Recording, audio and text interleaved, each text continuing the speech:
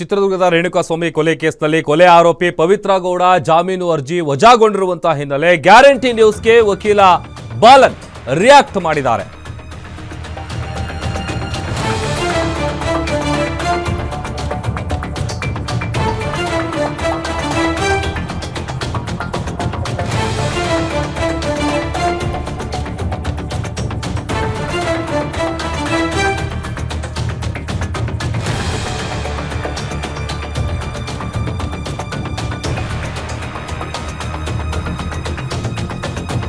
Guarantee ನ್ಯೂಸ್ಗೆ ವಕೀಲ ಬಾಲನ್ ಅವರು ಪ್ರತಿಕ್ರಿಯೆ ಕೊಟ್ಟಿದ್ದಾರೆ. ಮುಂದಿನ ದಿನಗಳಲ್ಲಿ ಹೈಕೋರ್ಟ್ ಮೊರೆ ಹೋಗ್ತೀವಿ, ಟೆಕ್ನಿಕಲ್ ಗ್ರೌಂಡ್ ಮೇಲೆ ಹೈಕೋರ್ಟ್ಗೆ ಹೋಗ್ತೀವಿ, ಅದಕ್ಕೆ ಅವಕಾಶ ಇದೆ.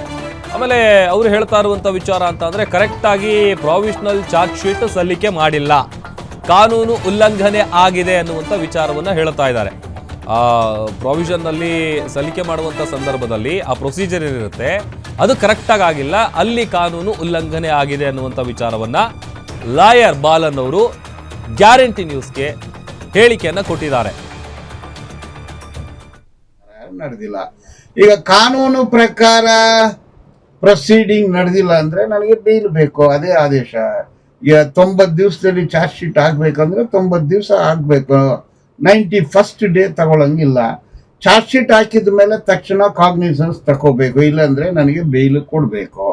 ಇದು ಪೂರ್ತಿ ಕಾನೂನನ್ನ ಆಡಳಿತ, ಕಾನೂನನ್ನ ಆದೇಶಗಳು, ಕಾನೂನನ್ನು ಬಿಟ್ಟು ಬೇರೆ ರೀತಿಯಲ್ಲಿ ಮಾಡಕ್ ಬರೋದಿಲ್ಲ. ಈ ಕೇಸಲ್ಲಿ ಹಳೆ ಕಾನೂನಿನಲ್ಲಿ ಆದೇಶಗಳು ಆಗಿದೆ, ಅದು ಕಾನೂನು ಉಲ್ಲಂಘನೆ.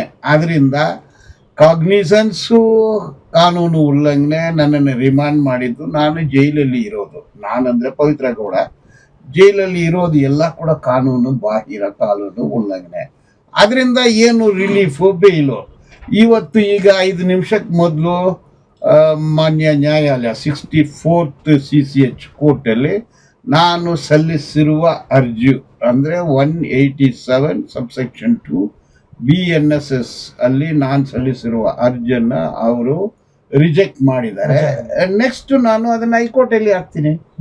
ಸೊ ಅದ್ರ ಮೇಲೆ ಹೈಕೋರ್ಟಲ್ಲಿ ಇದೇ ವಾದ ಮಂಡಿಸ್ತೀನಿ ನಾನು. ಇದು ಕಾನೂನು ಪ್ರಕಾರ ಇಲ್ಲ, ಕಾನೂನು ಬಾಹಿರವಾಗಿದೆ.